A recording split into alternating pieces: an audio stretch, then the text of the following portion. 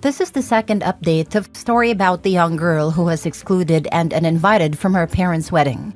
Link in the description for the first part of this saga. Now for the update. Sorry for not having re-updated sooner or commented. As you can imagine if you've seen my last posts, it's been a busy week to say the least. There's been a lot of people messaging me and commenting on the post, and I haven't had a time to answer to one until today, and I'm sorry for that. You all have been so helpful and caring for me and my story, and it's been truly eye-opening and terrifying to see how many people have gone through similar stories of neglect and abuse. And I just want to thank you all for taking time out of your day to send some kind words to this internet stranger. This update will be long, so sorry for that. I'm just going to continue where I left off. So my grandma called me to tell me she was coming here to see me and help me out. I was very stressed about it, because my grandma has a very hard time traveling. So for her to take this trip meant that she would be under enormous stress, and I felt responsible for her since I was the one that called her. She arrived early Monday morning with my uncle and I went to get her at the airport. Not gonna lie, it was a very intense and emotional moment, and as soon as I saw her, I ran to her arms and broke down sobbing. I don't even know if I was able to tell her anything at that moment because of how hard I was crying, and I had so many things to say. Thank you for coming, for being so good to me, for having my back. I'm sorry I have made you take this trip. I feel awful at home. I don't know if my parents love me, but I know you do. Am I an affair child? I truly was hit with all of this, plus the guilt and the anxiety all at once when I saw her. But she held me tight in her arms, telling me everything's going to be okay. My uncle hugged us as well. I don't know how long we stayed like this, but it must have been a while until my uncle told me we should get going. We grabbed a cab and went to their hotel. My grandma had teary eyes and I could feel her breathing heavily, which scared me, but she kept hugging me and smiling all the way. She had reserved a double room so I could stay with her for these days, and once they were settled in and I was more calm, we sat down and I poured everything out for them. The years of neglect and the emotional abuse, how I was feeling miserable after the trip but also for years now, how my parents have been trying to make me feel guilty for all of this that has happened, how I was scared about my future, but my number one priority at the moment now was to move out of that house, even at the expense of my schoolwork. How I have made arrangements to move in with my friend and I was looking for a job.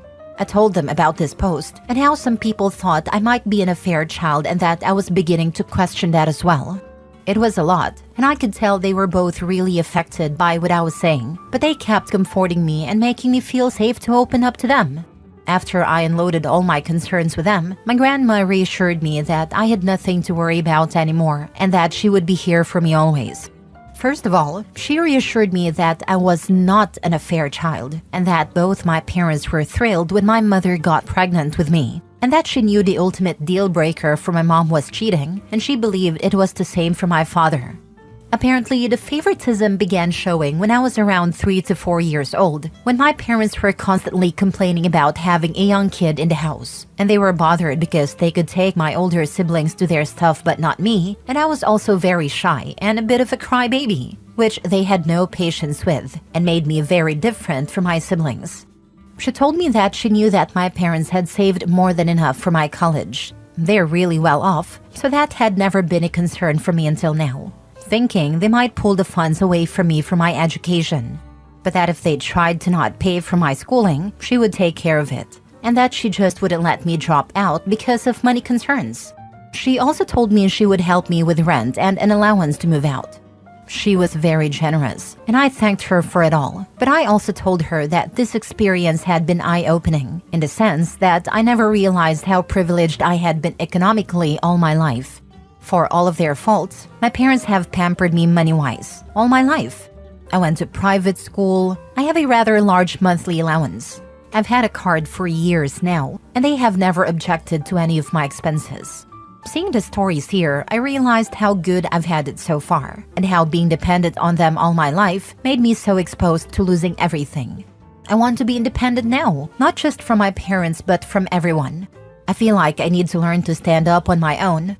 Writing this and having just read all the stories of people in truly awful situations makes me feel like I've been a spoiled brat all my life, to be honest. She insisted on me accepting the help until I don't need it anymore, and I accepted that. but I still will look for a job and try to make it out on my own. We relaxed for a while in the hotel because we were all exhausted from the morning. But in the afternoon, we grabbed a cab and went to my house. My parents were extremely surprised to see my grandma and uncle with me when I entered the door. But before they could say anything, my grandma told me to go pack all my essentials while they talked to them. I rushed upstairs and I could hear my grandma and uncle berating my parents for all that they had put me through. At first, I also heard my parents trying to defend themselves, but eventually they quieted down. When I came downstairs with 2 suitcases and my backpack full to the brim with everything important that I had in my room, they were all in the living room. My father was beet red and my mother was sobbing like a child. And when she saw me, she extended her arms in my direction saying she was sorry, but I just said, "Save it," with the coldest tone I could muster. My dad said that I didn't have to be a jerk, to which both my uncle and grandma told him to shut up. I left the house at that moment and waited for the cab outside. In the hotel, my grandma reassured me that I wouldn't have to go back to them, and that they told her my college tuition was never in question for them, and that they had planned to throw me an extravagant birthday party to make up for the wedding mess, and were going to be giving me a car as an apology for everything. But my grandma was having none of that BS, because it was pretty obvious to her that they were only trying to save face, and they were coming up with these things on the fly, and that a party and a car would not make up for all that they have put me through. Apparently, the moment that broke my mother was when she told her that I had even questioned my paternity, and she started crying then. My grandma told her that what else could they expect when they had excluded me repeatedly from all family events since I was a child. She told me that she would make sure they made the payments to my school, unless I preferred to completely cut ties with them and have her pay until I can pay myself, and I asked her to do that. I felt bad because I feel like it's not her responsibility. But I truly don't want anything else from my parents anymore. And although my grandma is pretty well off herself, she's not as wealthy as my parents. But she reassured me that everything is alright, and that everything going to me would be taken away from my mom's inheritance. So the next day, we went with my friend, her parents, and grandma to the studio where we were planning to move, and immediately upon arriving, my grandma said, "Absolutely not." I knew from the pictures that the studio was very, very small and dirty, but we saw water damage and mold in the bathroom and kitchenette, and there was also rust in the little old appliances. I knew all of this beforehand, but I figured I could live with that, at least for a while. But the thing that the adults pointed out that actually made me and my friend change our minds was the fact that the studio was street level in a bad neighborhood, in a building that didn't seem particularly safe, and had bullet holes on the walls, which I didn't even know what those were until my friend's dad pointed it out. So Grandma and my friend's parents said they would look for an apartment for us in a better location and they'd help cover the costs. Both my friend and I want to be independent, but we realized that with our most likely minimum wage jobs in such a high demand area, we won't be able to find anything better on our own. So the plan is, we're going to look for a 2-bedroom apartment, and me and my friend are going to pay what we had previously planned for the studio, and our parents and my grandma will cover the difference. I know it's still quite spoiled of me to expect that help from my grandma, but after seeing the studio in person, I truly wouldn't have felt safe there. My friend's parents, who were somewhat aware of what I was going through, told me that I could move in with them until we find a nice apartment, to which I'm extremely grateful since Grandma's going back in a couple of days and I've been staying in the hotel with her ever since. Apparently, my friend, her parents, and my grandma spoke about this before coming to me to make sure I had some safe place to stay until we move into the apartment, which is still to be found. I teared up a little as I thanked them, seeing how people were rallying behind me to offer help. Since then, I've been moving some of the stuff I had left at my parents' and setting my space in my friends'. My mom keeps crying and apologizing every time I go back, and even my father has said sorry, but I remain distant and cold towards them. My sister called and said that our mother was a mess, and that I was a prick for what I had done, but before she could say anything else, I hanged up the phone and blocked her. I was going to block my brother as well when I saw that he had sent me a very long message apologizing again and again for all that he has done to me, and for not realizing our parents were treating me so poorly. He says he's been doing a lot of self-reflection on the days since Grandma called and realized that he had been in the wrong for assuming that I wasn't on the trip because I wouldn't want to go, and for just allowing my parents to exclude me for all those years. I sent a brief reply thanking him for his words, but telling him I need space and I was not ready to accept his apology. I feel like he might be genuine because he has never been nasty to me the way my sister has, just aloof towards me, but I also feel like I need to keep him away for the moment. Also, keeping a bridge up with my family feels like the right thing to do right now that everything is so fresh. Maybe in the future he will show me he's just as nasty as everyone else and I block him. But as long as he respects my boundaries, I feel better not cutting him off completely. I've also made an appointment with a therapist who specializes in neglected teens, and I have my first preliminary visit next week. Again funded by my grandma, which makes me feel ever more eager to find a job ASAP to take the burden off of her, even if she tells me time and time again she is happy to do all of this for me. That's where things stand right now. I don't know if I'll update again, maybe when I start classes or move to the apartment. But right now, I'm just trying to enjoy some time with my grandma and my uncle and learn to grow and get rid of these feelings of guilt and depression that have been plaguing me for so long. I want to thank once again all of this community for being so nice and helpful to me, and all of you who have messaged me with your own personal stories of getting kicked out or having to learn how to make it on your own at a too early age. You've helped me feel a lot less alone and made me realize that things can get better if I work hard for it.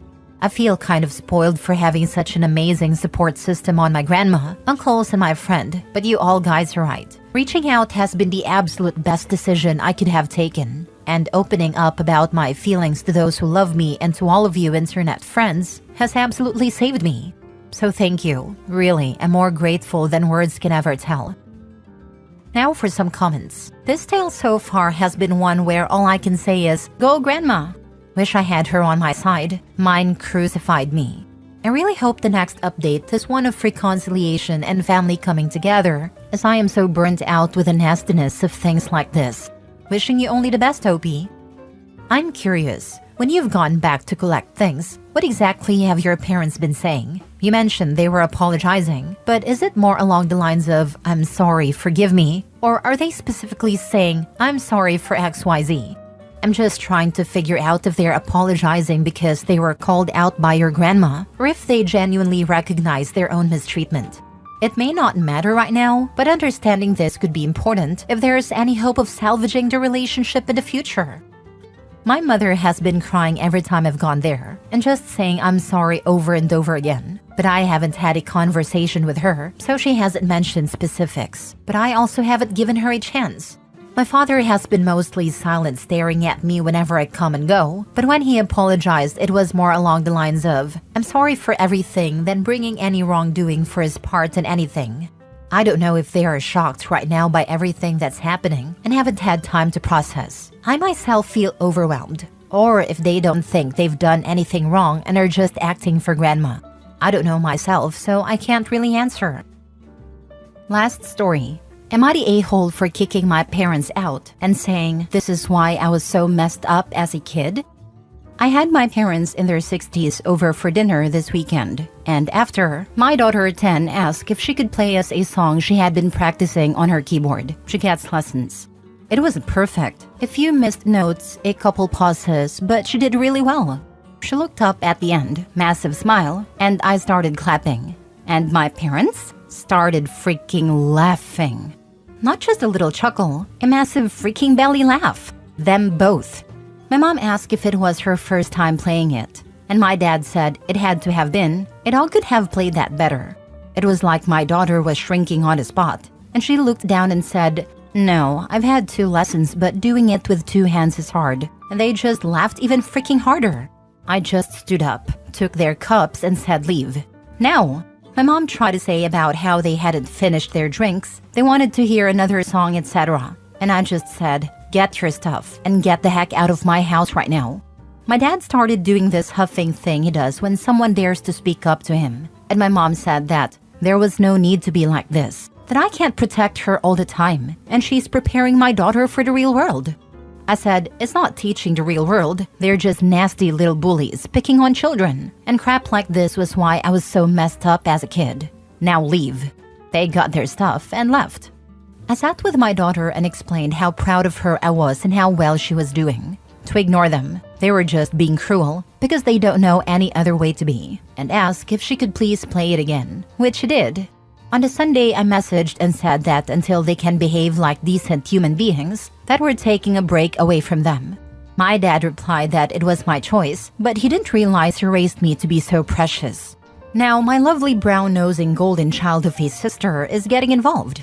She phoned me today with my parents' versions of events, telling me I was a nasty piece of work and should never speak to my parents that way. That I'm wrapping my child in cotton wool and blah blah blah. I just told her to go F herself and hung up.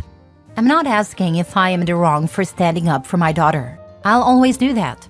But I did go pretty 0 to 100. I kicked them out straight away. I swore at them and in front of my daughter.